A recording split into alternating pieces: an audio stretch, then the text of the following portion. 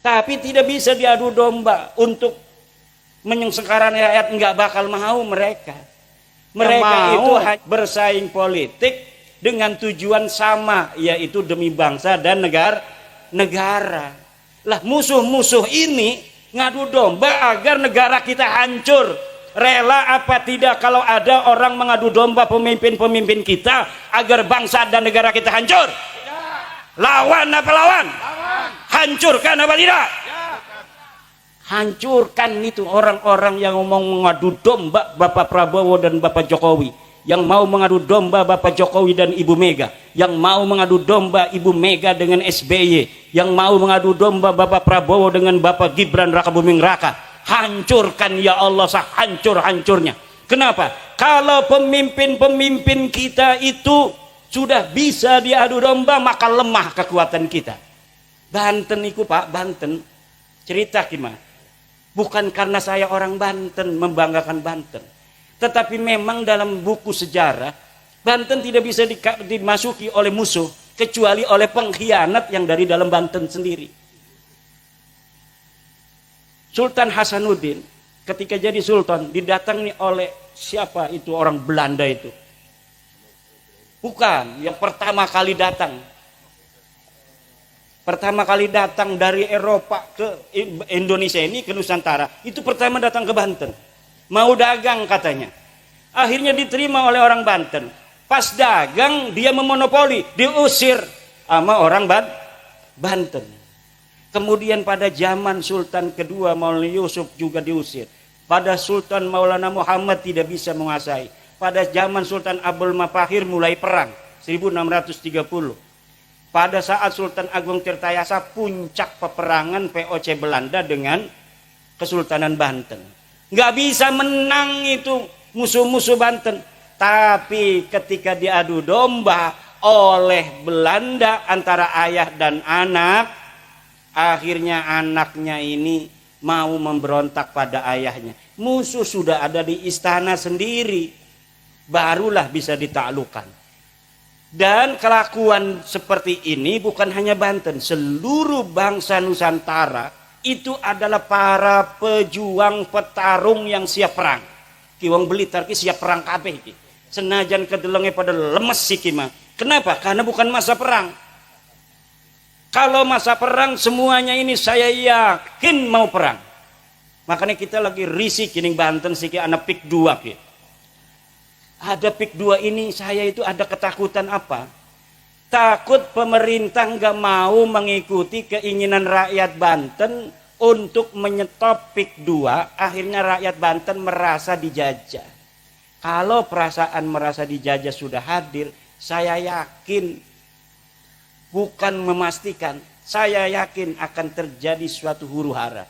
Kenapa? Ketika masyarakat di mana saja itu sudah merasa dijajah oleh orang asing, sementara dia merasa yang harusnya itu membela tidak membela, maka terpaksa yang biasa nyangkul, cangkulnya akan dibuang.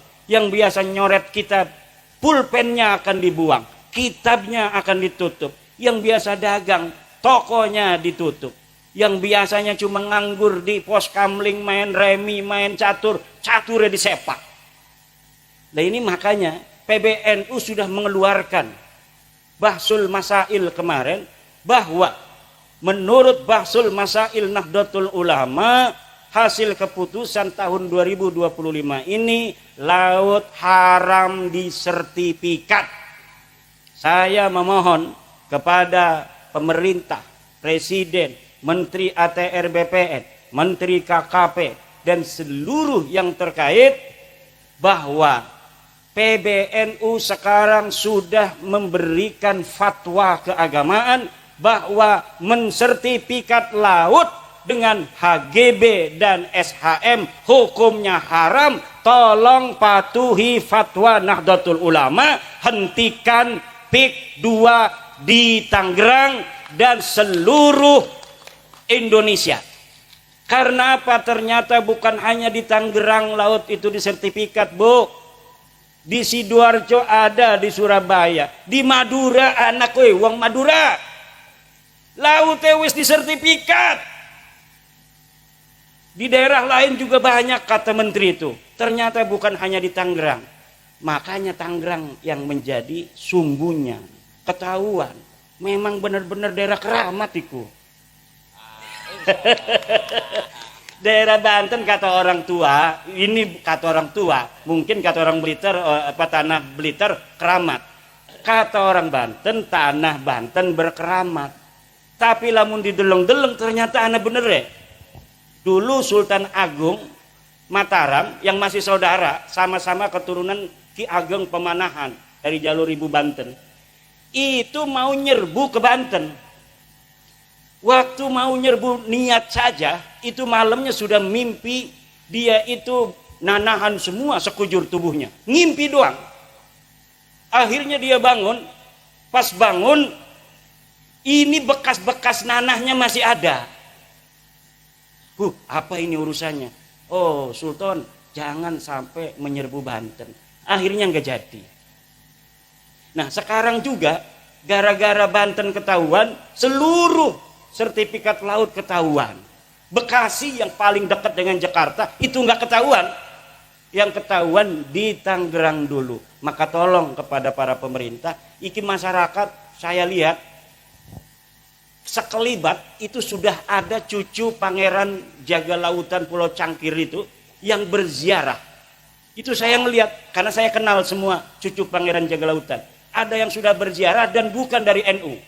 Jadi banyak cucu-cucu Pangeran Jaga Lautan itu yang bukan NU. Dia masuk ke ITB, ke IPB jadi HTI. Dia menjajakan HTI di Banten gak laku-laku. Nah, sekarang ini kalau menjajakannya ini adalah keadilan, kalau menjajakannya keadilan di Banten karena ada pendidasan akan laku dia ini. Saya kenal karena masih saudara. Wah, udah ada nih oknum-oknum nih jarah.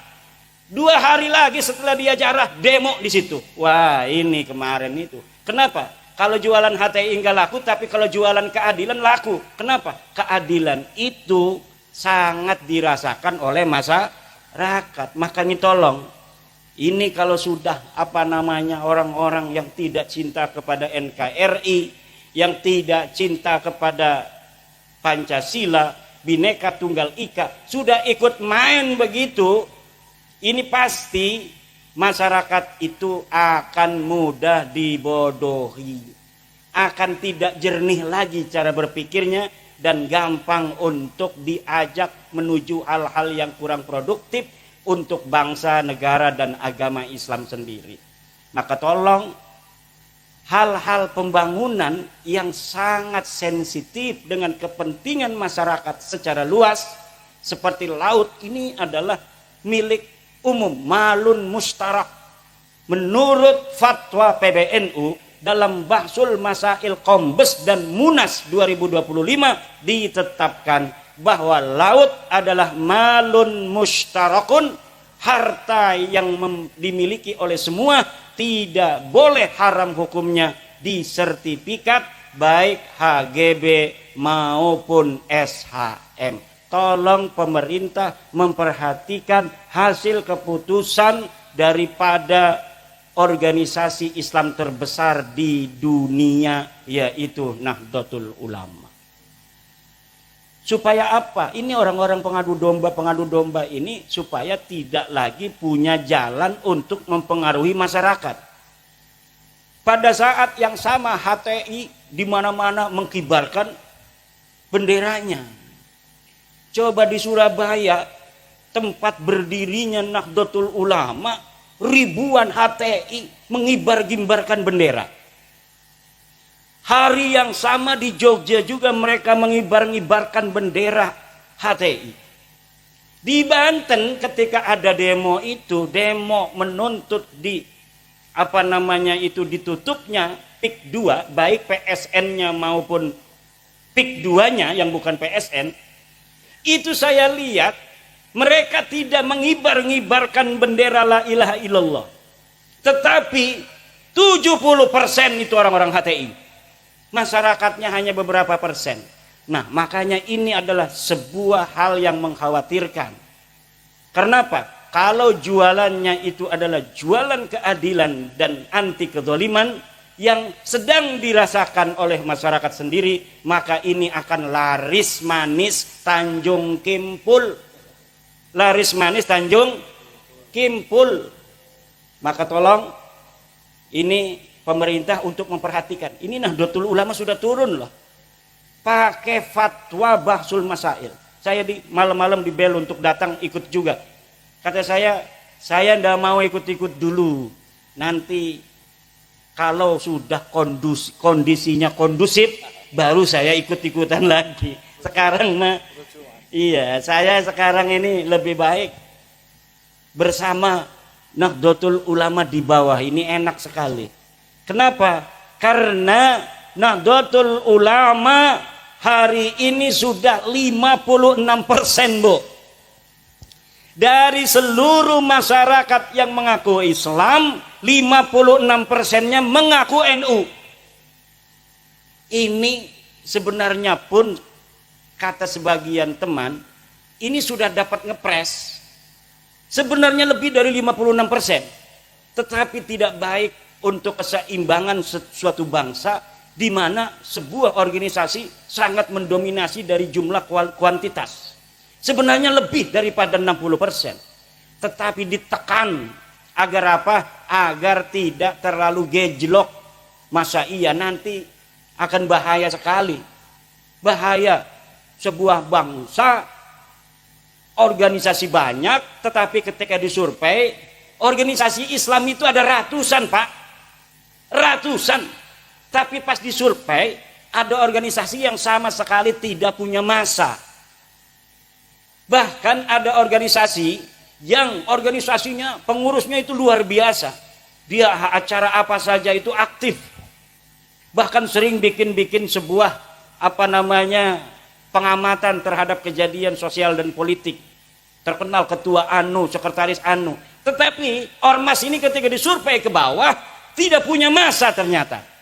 Tapi NU yang dirinya sendiri merasa hanya punya 90 juta.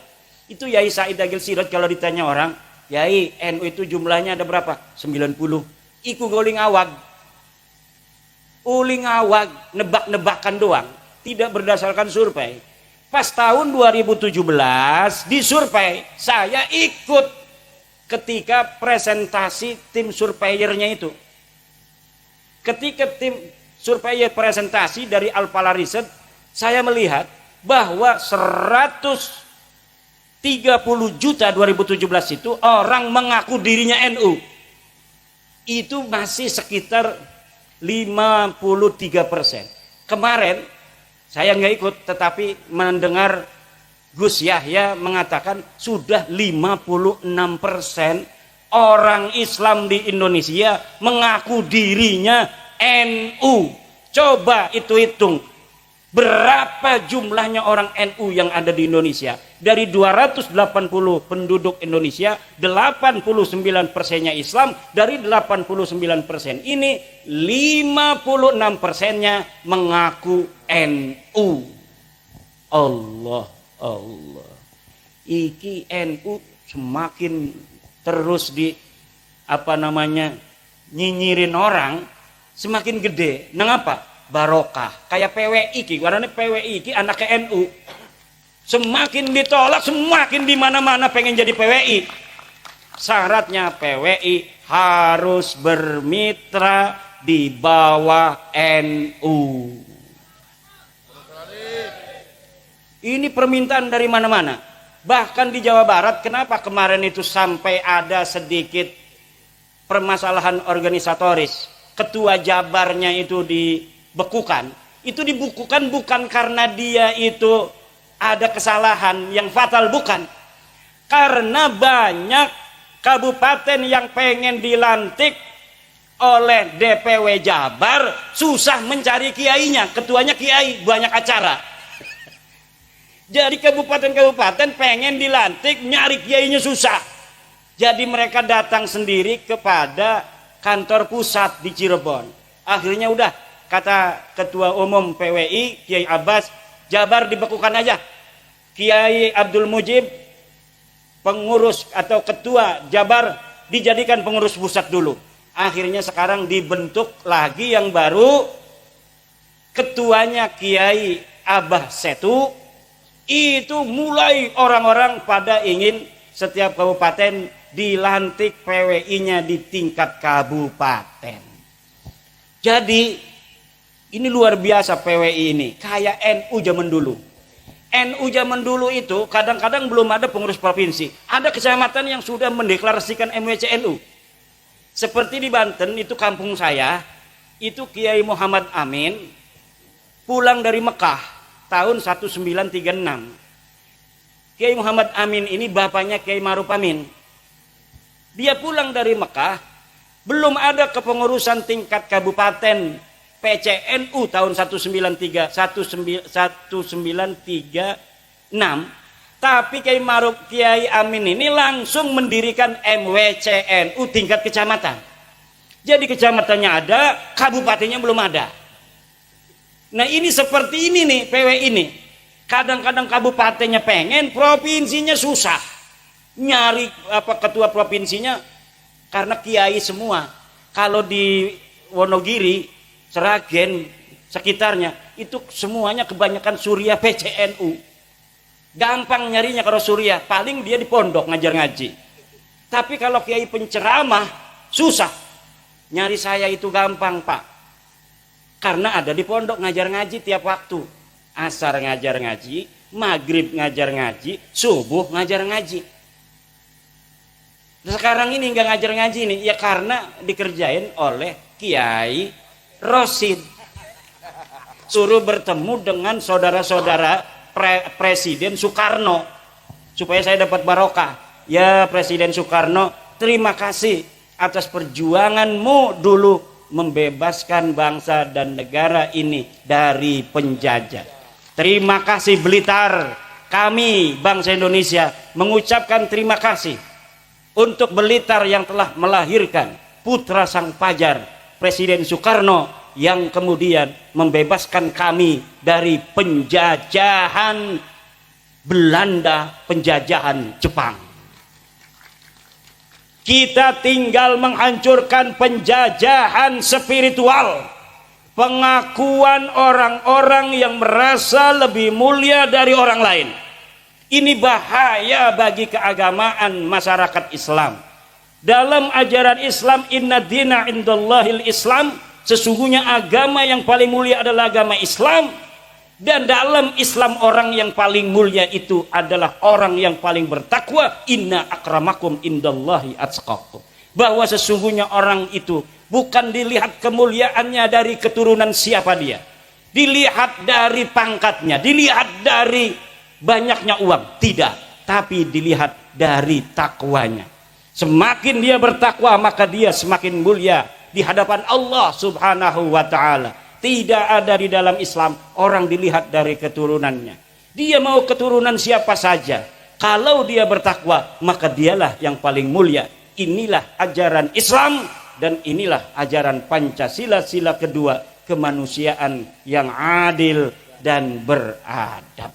Jangan mau dibohongi bahwa Anda lebih rendah dari mereka dan mereka lebih mulia dari Anda hanya berdasarkan pengakuan bahwa mereka sebagai keturunan Nabi. Apalagi yang mengaku itu keturunan palsu, yang DNA-nya tidak terkonfirmasi, nasabnya tidak ada di kitab nasab, nama-namanya dalam kitab sejarah. Jangan mau kalian orang-orang mulia, turunan orang mulia, orang Blitar, bahannya bahan bagus, bisa jadi presiden. Sudah terbukti orang yang lahir di Blitar bisa jadi presiden. Haram hukumnya orang Blitar merendahkan diri di hadapan bangsa lainnya, apalagi bangsanya itu bukan bangsa Indonesia.